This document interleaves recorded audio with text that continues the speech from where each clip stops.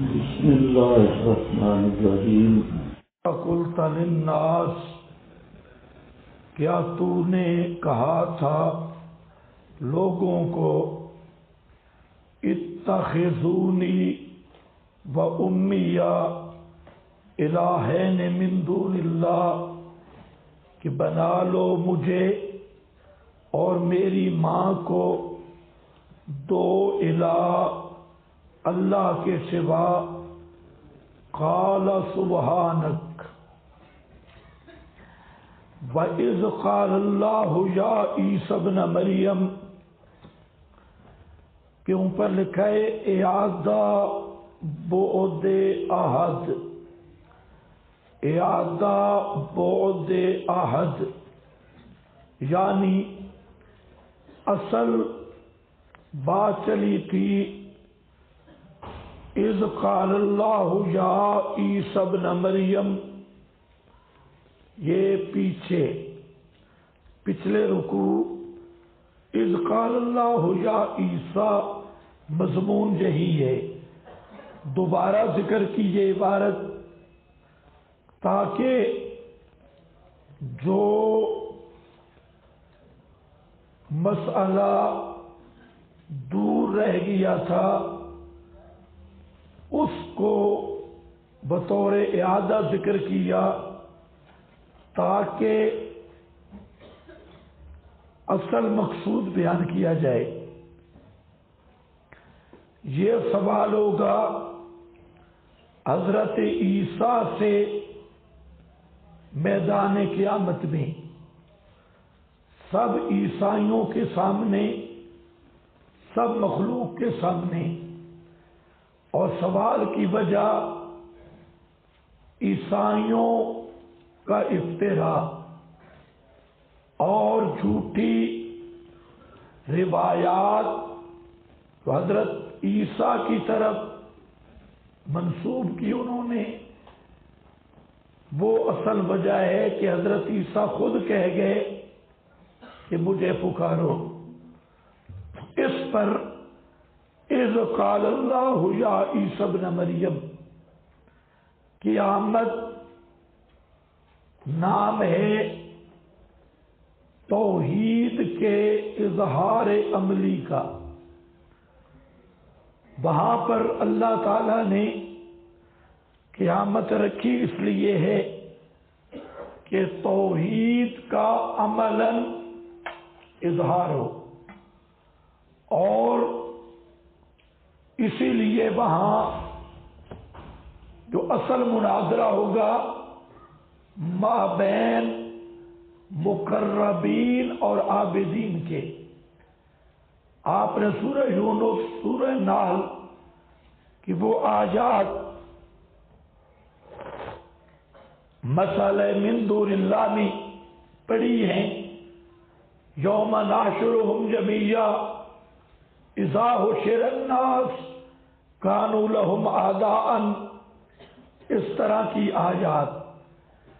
یہاں سپیشل حضرت عیسیٰ علیہ السلام کو سب عیسائیوں کے روبرو پیش کیا جائے گا، اور اللہ رب العزت یہ پوچھیں گے اَأَنْتَ قُلْتَ لِلنَّاسِ، کیا تو نے کہا تھا للناس یعنی عیسائیوں کو اتخذونی و امیہ، بنا لو مجھے اور میری ماں کو دو الہ من دون اللہ اللہ کے سوا۔ میں نے آپ کے سامنے ذکر کیا تھا کہ ثالث و ثلاثہ، اس میں بھی اصل مقصود ہے تین الہ، باقی جو ان کی پیچیدہ تشریح ہے جس کو وہ بدلتے رہتے ہیں وہ ساری نیچے کی چیز ہے۔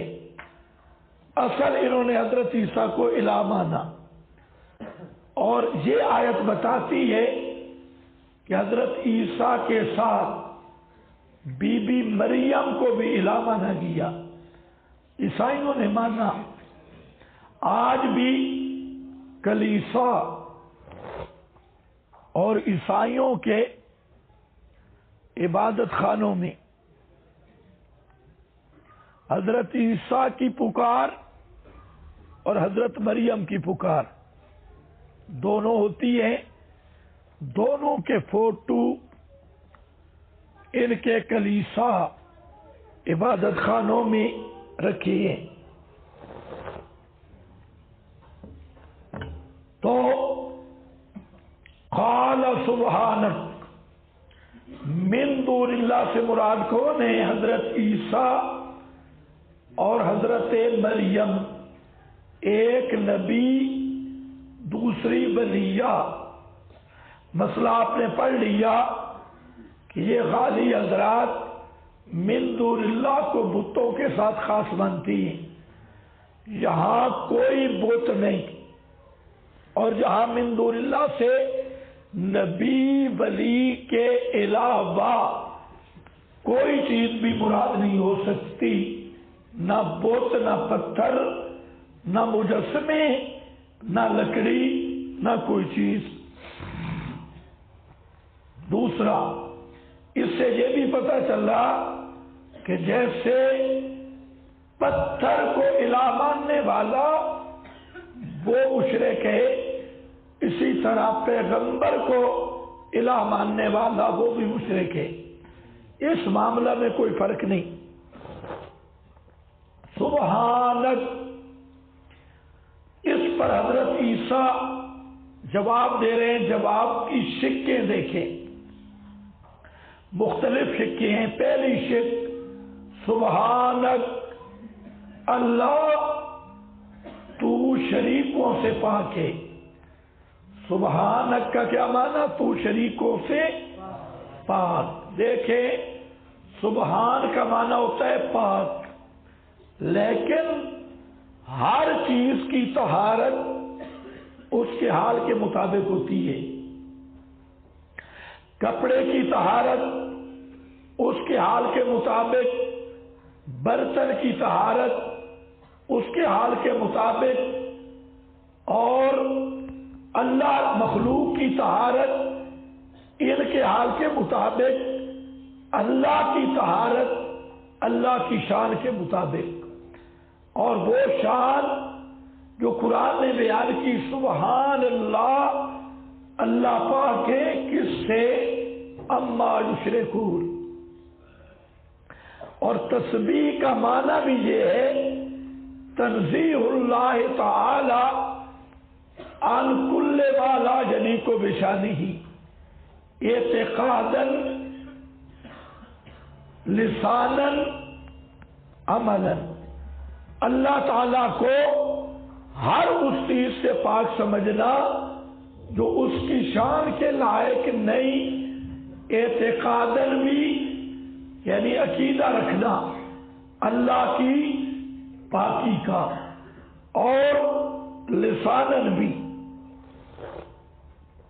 اللہ تعالیٰ کے لیے ایسا لفظ زبان پہ نہ آئے جو اس کی تنزیہ کے خلاف ہو، اور عملاً بھی۔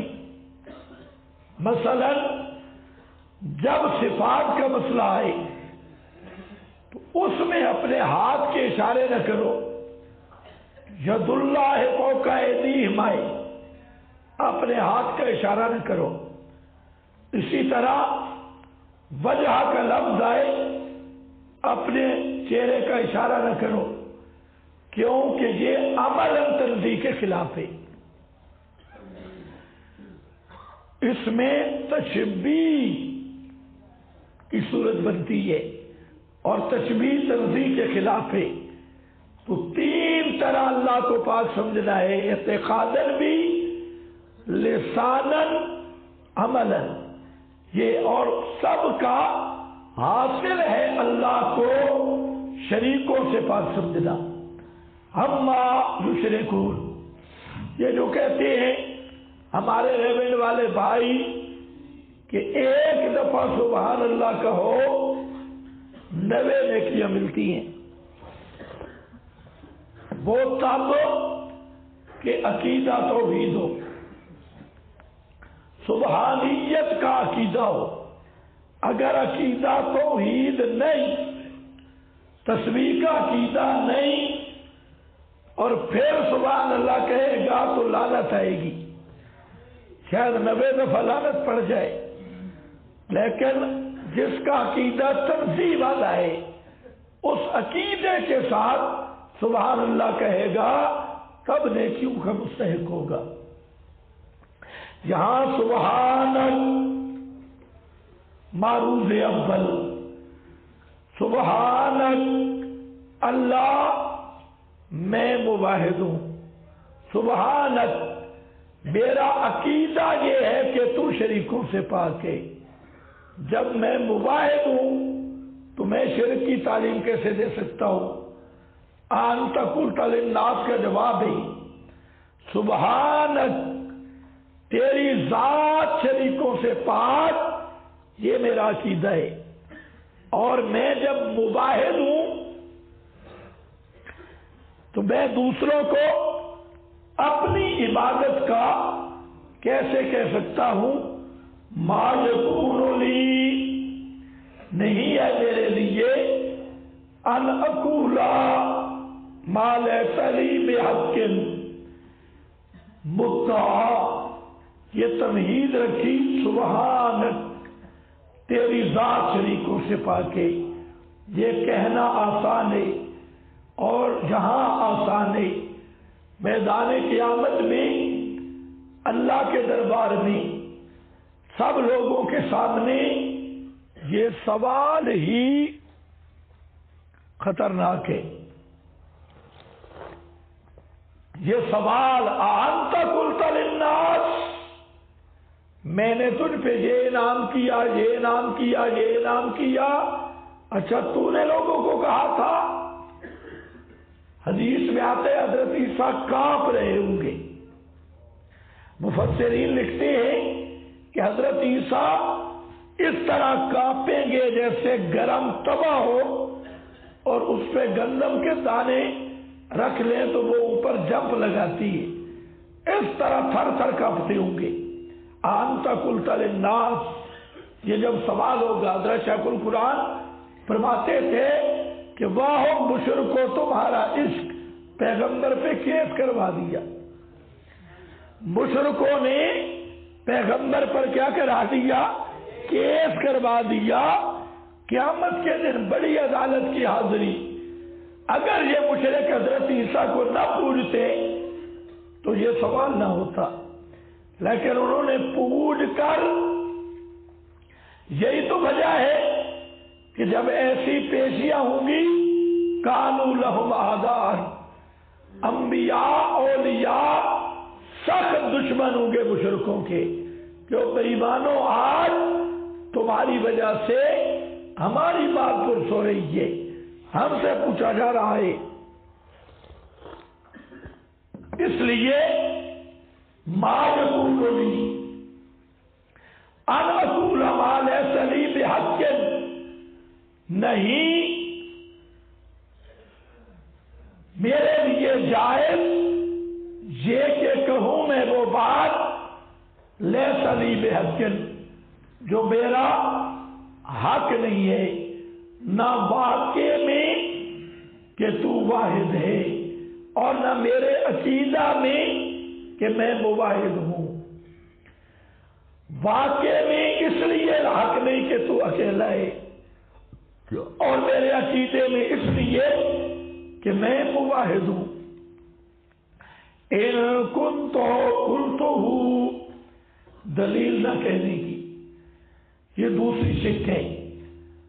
فرمایا ان کنت قلتہ، اگر میں نے یہ کہا ہوتا، فقد علمت، تحقیق تو اس کو جانتا ہے، اگر میں نے یہ کہا ہوتا تو پکی بات ہے وہ بات تیرے علم میں ہوگی۔ کیوں؟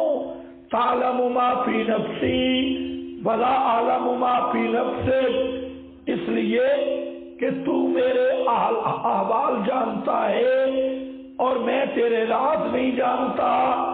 तालम मा फी नफ्सी, तू जानता है मा फी नफ्सी, जो बात मेरे दिल में है। पहले बात दिल में आती है, फिर जुबान पे आती है। मकसद है कि या अल्लाह, तू तो मेरे दिल का हाल भी जानता है। मैंने तो दिल में भी कभी नहीं सोचा था कि मैं इलाह हूं, या अपनी उलूहियत या अपनी मां के बारे में दिल में भी नहीं सोचा, तो कह कैसे सकता हूं। माफी नफ्सी वला आलम माफी नफ्से, और नहीं जानता मैं जो तेरे राजों में है। तेरे राजों को मैं नहीं जानता। क्यों? खुलासा मारूज अव्वल, इन्नका अंता अल्लामुल गुयूब, इसलिए कि तू ही है, ये जुमला मुअल्लिल है। और ला आलम मा फी नफ्से का की इल्लत है कि मैं तेरे राज नहीं जानता, बजा इसलिए कि सिर्फ तू है अल्लाहुल गुयूब, सब गैबों को जानने वाला। अल्लाहुल गुयूब हसर है, सब गैबों को जानने वाला सिर्फ तू ही है। मा कुल्तु लहुम इल्ला, ये तीसरी शिक है। मा कुल्तु लहुम, इस पर सवाल है, फिर तूने क्या कहा था? अभी कहते हैं ना, इन कुल्तु फकद अलिमता मा यकूनु, मेरा शान ही नहीं, तू सुबहान है, मैं इंसान हूं, मैं कह ही नहीं सकता। अच्छा, फिर इनको क्या कहा था? ये जो सामने ईसाई है, सवाल मुकद्दर है, क्या कहा था इनको? क्या दावत दी थी कि मा कुल्तु लहुम इल्ला मा अमरतनी बिही, या अल्लाह, मैंने सिर्फ वो बात की थी जिसका तूने मुझे हुक्म दिया था, इसके खिलाफ मैंने कोई बात नहीं की। मा कुल्तु लहुम, मैंने सिर्फ वो बात कही जो तेरा हुक्म था। इल्ला मा अमरतनी बिही, इस जुमला में सारी झूठी रिवायतों को जड़ से उखेड़ देगा, सारी झूठी। मा कुल्तु लहुम, या अल्लाह, मैंने तो वो बात की जो तेरा आर्डर था, तेरा हुक्म था। बाकी जितनी बातें मेरे जिम्मा लगा रही है, ये सब बकवास कर रही है, मैंने कोई नहीं कही थी। मा कुल्तु लहुम इल्ला मा अमरतनी बिही अनेबुदुल्लाह,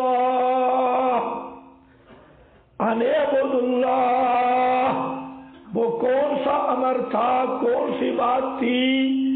वो ये था अनेबुदुल्लाह, सिर्फ अल्लाह ही की इबादत करो, उसके सिवा कोई इबादत के लायक नहीं।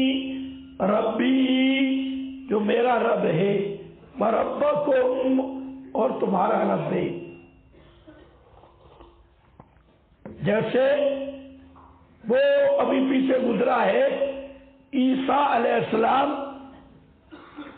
ने कहा था कि अनेबुल्लाह रब्बी व रब्बकुम, ये कहकर इन्नहु मन युशरिक बिल्लाह फकद हर्रमल्लाहु अलैहिल जन्नह, ये तकरीर क़यामत के दिन इसी का हवाला देंगे। अनेबुल्लाह रब्बी व रब्बकुम। आगे मारूज़े 2 में और शिक नंबर 4 है, वकुन्तु अलैहिम शहीदा, और मैं था ऊपर इनके शहीदा, खबरदार। मा दुम्तु फीहिम, जब तक मैं इनके अंदर रहा, जब तक अंदर रहा तो खबरदार था। फलम्मा तवफ़्फ़ैतनी, पस जब तूने मुझे पूरा पूरा ले लिया, कुंता अंतर रकीबा अलैहिम, पस तू ही है निगरान इन पर, हसर है। बाद का मुझे नहीं पता, अंतर रकीबा अलैहिम फांता, इसकी क्या तखसीस है? फांता अला कुल्li शैइन शहीद, और तू ही है हर चीज पर गवाह, हर चीज पर गवाह। फकुंतु अलैहिम शहीदा, इसको समझो, उस वक़्त तक मैं इन पर गवाह रहा, मा दुम्तु फीहिम, जब तक मैं उनमें रहा। आगे फलम्मा तवफ़्फ़ैतनी, जब तूने मुझे उठाया आसमान पर जिंदा। एक अव्वलन और मौत से सानियन, दो दौरे। एक दौरा है हजरत ईसा का जिंदा आसमानों पर जाना, फिर नुज़ूल मसीह के बाद हजरत ईसा की मौत है। मौत के बाद फिर हालात गड़बड़ होंगे, समझ गए या नहीं? जब हजरत ईसा आएंगे सब वायद हो जाएंगे,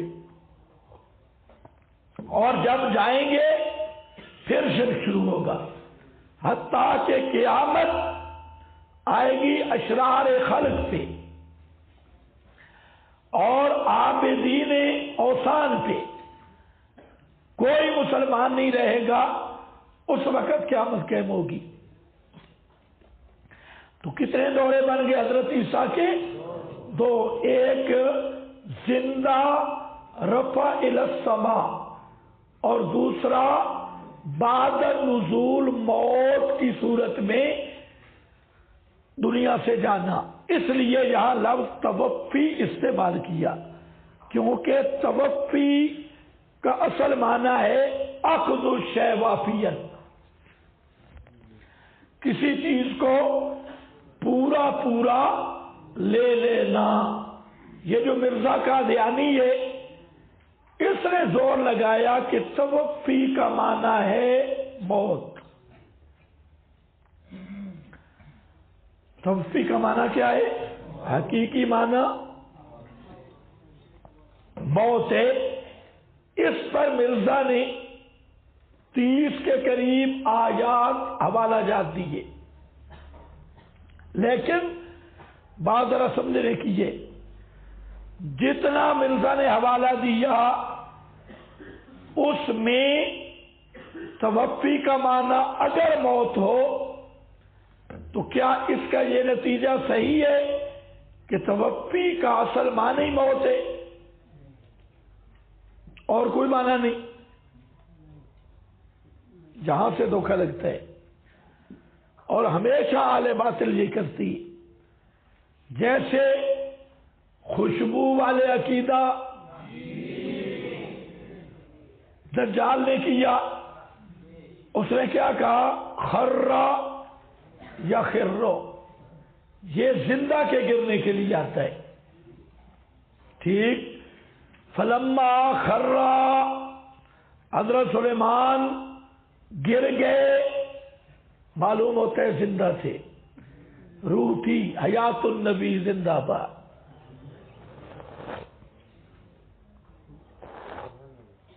इस पर उसने 5-6 मिसालें लाई।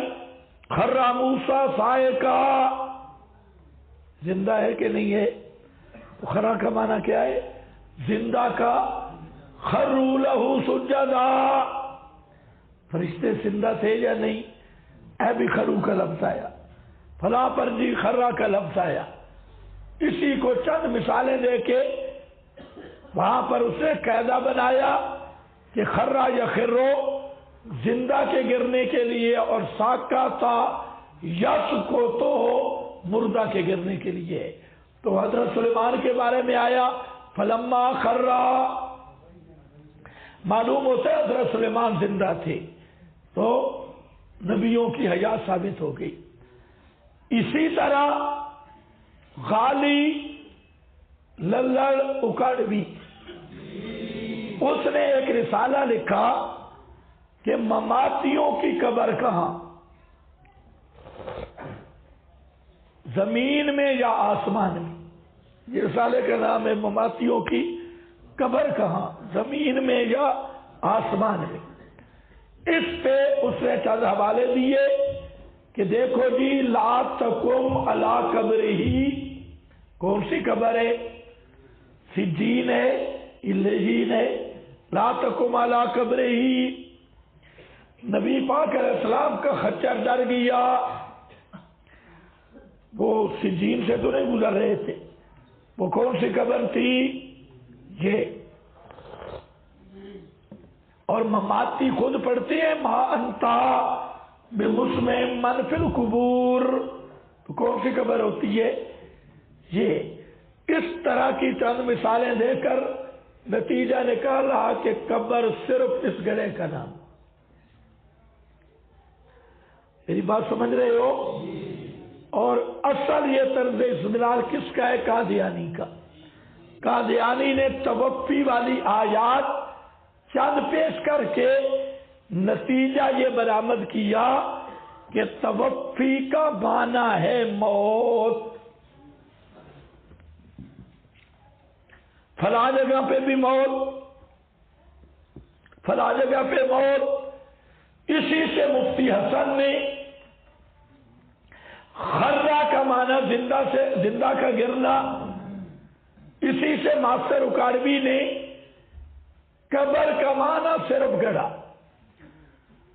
یہ ایک ہی لین کے تینوں آدمی ہیں. اب ذرا سمجھو, اسی سے آدمی دھوکہ کھاتا ہے.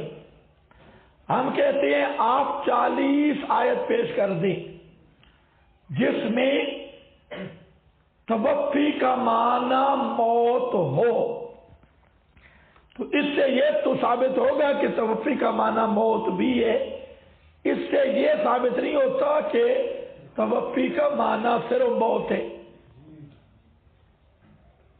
اصل آپ کو سمجھ بھی آئی ہے کہ نہیں؟ بھائی توفی کا اطلاق 40 مقام پہ تم دکھا دو کہ اس کا معنی جہاں موت ہے, جہاں موت ہے, جہاں موت ہے, تو اس سے کیا ثابت ہوگا کہ توفی کا معنی صرف موت ہے؟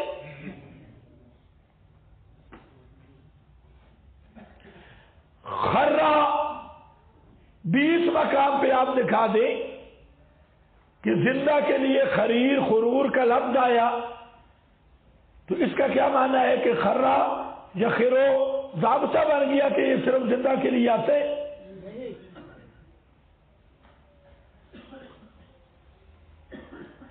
قبر کا اطلاق اس گڑھے پہ ہوا, اس پہ آپ 40 دلیلیں پیش کر دیں, تو تیری دلیلیں تب بنتی کہ ہم اس قبر کو قبر نہ مانتے. یہ ابھی آپ جاتے ہیں قبرستان, راستے پہ ہے یا نہیں؟ ہم کہتے ہیں قبر کو سجدہ نہ کرو, قبر کو اونچا نہ کرو, قبر پہ دیا نہ جلاؤ. یہ ساری باتیں کرتے ہیں کہ نہیں؟ ہم اس قبر کو قبر نہیں مانتے. تو پھر یہ تلبیس کرنا کہ جہاں کون سی قبر ہے وہاں کون سی, تو ہم کہتے ہیں تیرا دعویٰ تب ثابت ہوتا کہ ایسی آیت پیش کر کہ قبر صرف اسی گڑھے کا نام ہے. ایسا پیش کر کہ خرہ زندہ کے گرنے کے لیے آتا ہے صرف, اور ایسا پیش کر کے توفی کا معنی صرف موت ہے. پھر تیری بات مانیں گے, لیکن دعویٰ تیرا پھر بھی ثابت نہیں ہوگا.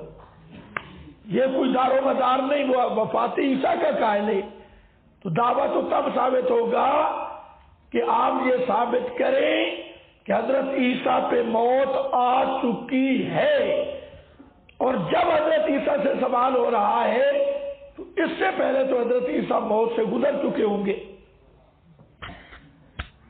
یہ سوال کب ہو رہا ہے؟ قیامت کے دن. تو حضرت عیسیٰ موت سے نہیں گزریں گے. یہ تو تب تو پیش کرتا کہ ہم حضرت عیسیٰ کو موت سے پاک سمجھتے ہوتے. یہ جھگڑا نہیں, جھگڑا یہ ہے کہ حضرت عیسیٰ پر اب موت آ چکی ہے یا نہیں. تیرا دعویٰ حضرت پہ موت آ گئی، اب اسی دعویٰ پہ دلیل لا کہ موت آ گئی ہے، اسی دعویٰ پہ دلیل لا، لیکن وہ دلیل موجود ہو۔ یہ سوال جب ہو رہا ہے تو حضرت عیسیٰ موت سے گزر گئے یا نہ گزر گئے؟ آپ بولتے کیوں نہیں؟ سارے بولے۔ یہ سوال کب ہوگا؟ قیامت کے دن۔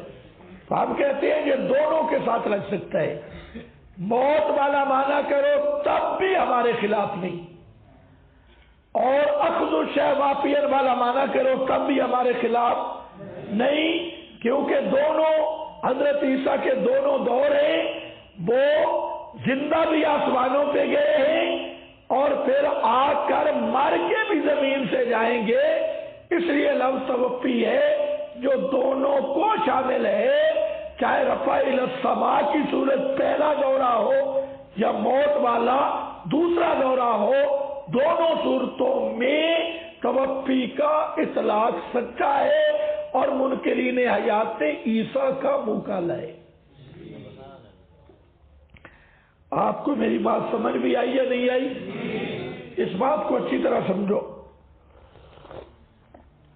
آج کل ابو الخیر ازدی کا ایک گروہ وہ بھی حیات عیسیٰ کا انکار کر رہا ہے اور اس کو پیش کرتی ہے۔ اب یہ تو مسئلہ حل ہو گیا، توفی کا معنی ہے اخذ الشیء وافیاً، ہم کہتے ہیں توفی کا معنی صرف موت نہیں، توفی کا معنی موت بھی ہے، موت ہی نہیں،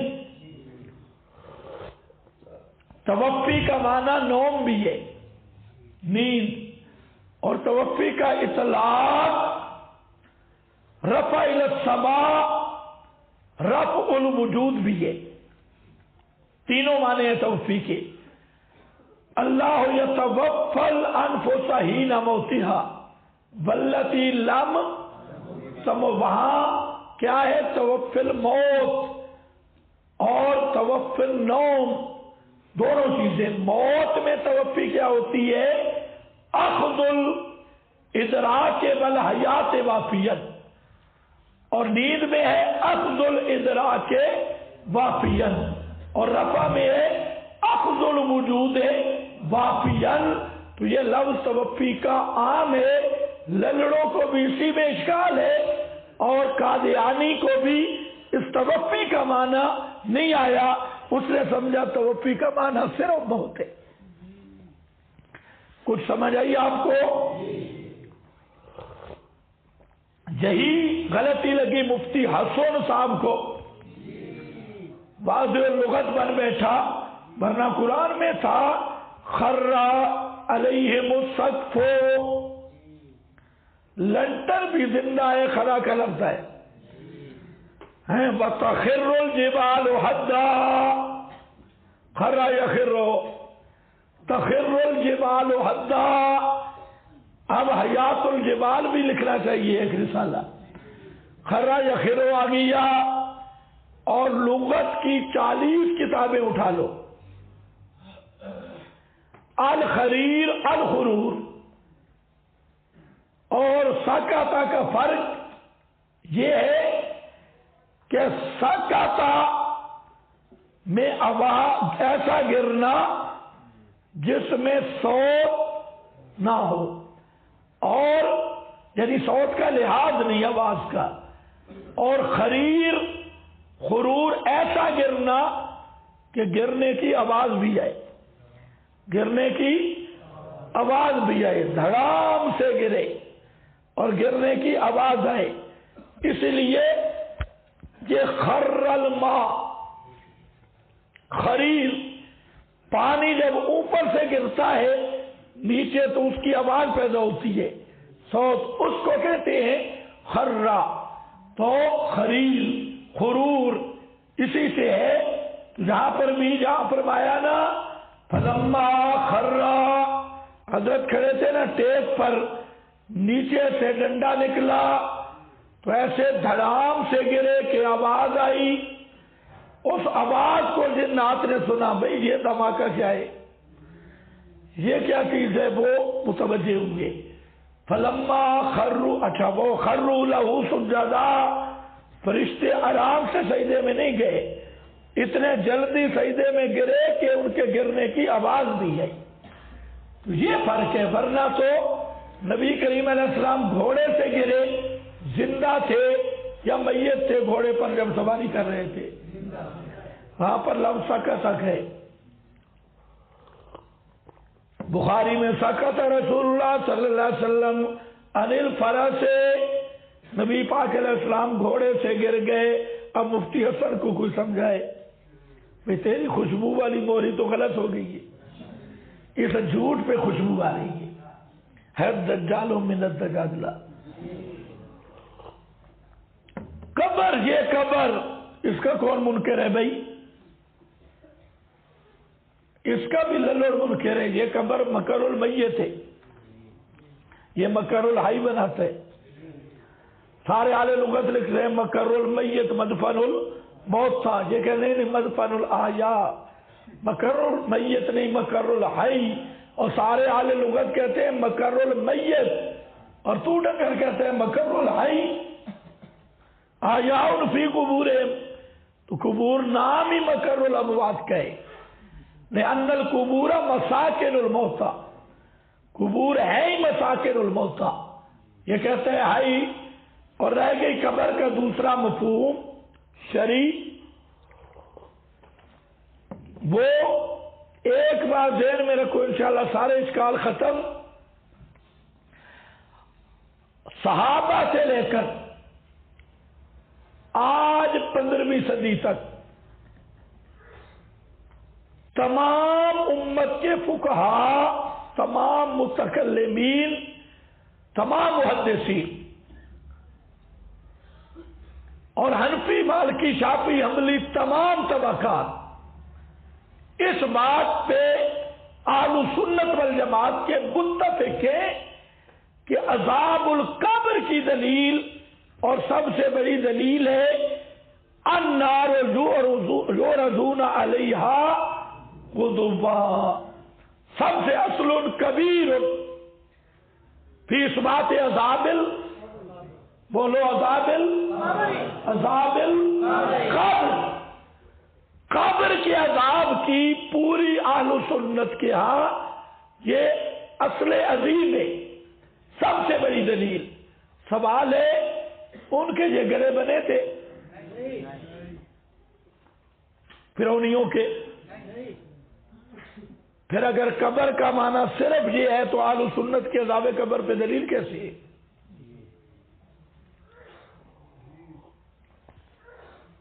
تمہیں کوئی پتہ نہیں چلا.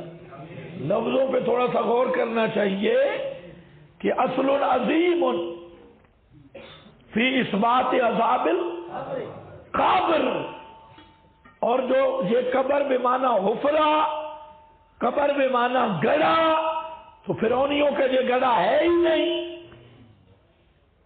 تو قبر کا کوئی اور معنی ہے یا نہیں؟ اور ایسا آپ کو بتا رہا ہوں کہ اہل سنت کا 1500 سال سے اجماعی معنی ہے، اور وہ اس بات عذاب قبر کہہ رہی ہے. تو اگر قبر کا اطلاق صرف یہ گڑھے پر ہی ہے اور کہیں قبر کا اطلاق ہی نہیں، تو پھر یہ پورے اہل سنت اور صحابہ تابعین سے آج تک یہ سب ضلالت پہ تھے، سب گمراہی پہ تھے، کوئی بھی ان میں مسلمان نہیں گزرا. اور دین کس واسطے سے آیا؟ انہی کے واسطے سے. تو وسائط یا کابرین یا ان کا اب دشمن کون بن گیا؟ سمجھ گئے میری بات؟ یہ مسئلہ تو آئے گا انشاءاللہ اپنے مقام پہ، لیکن میں صرف اس بات چھیڑ بیٹھا، میں جواب دے رہا ہوں کہ یہ بھی قبر ہے، اس کا کوئی منکر نہیں، لیکن صرف یہ نہیں. مردہ زندہ گرے تب بھی آواز آئے تو خرا کا لفظ بولتی، لیکن صرف زندہ کے لیے نہیں. پہاڑ گر جائے وہ بھی خرا ہے، ساکا تھا میں تو اس مجتہد فی اللغت نے بے ایمانی کی حد کر دی. تو بہرحال اسی طرح توفیتنی، لیکن جو میں نے تقریر کی ہے اگر آپ نے سمجھ لی تو اس پر کوئی اشکال نہ ہو سکتا ہے آئندہ نہ اب. میں نے کہا حضرت عیسیٰ کے کتنے دورے ہیں؟ 2. سوال کب ہوگا؟ قیامت کے دن. اور دونوں دوروں سے حضرت عیسیٰ گزر گئے ہوں گے. دورہ رفع الی السماء ہو تب، دورہ موت والا ہو تب. توفیتنی میں دونوں دورے موجود ہیں اپنے اپنے مقام پر. جب رفع کا زمانہ تھا وہ بھی فرض پایا گیا، اور جب موت کا زمانہ تھا وہ فرض بھی پایا گیا. اور اگر یہاں پر موت والا معنی بھی لے لینا تو حضرت عیسیٰ پر موت بھی آ چکی ہوگی جب یہ سوال ہوگا. اس لیے اس کو دلیل بنانے کی حماقت ہے، صرف ضرورت نہیں، حماقت ہے، پاگل پن ہے. تو یہ صرف آپ کے ذہن میں لانا چاہتا ہوں کہ استدلالات فاسدہ کیسے ہوتی ہے. فاسد استدلال جس کی کوئی بنیاد نہیں. فلما توفیتنی کنت انت الرقیب علیہم، جب تو نے مجھے اٹھا لیا، کیا لکھا ہے؟ آسمان پر زندہ، اولا موت سے، ثانیا، اور نیچے کیا لکھا ہے؟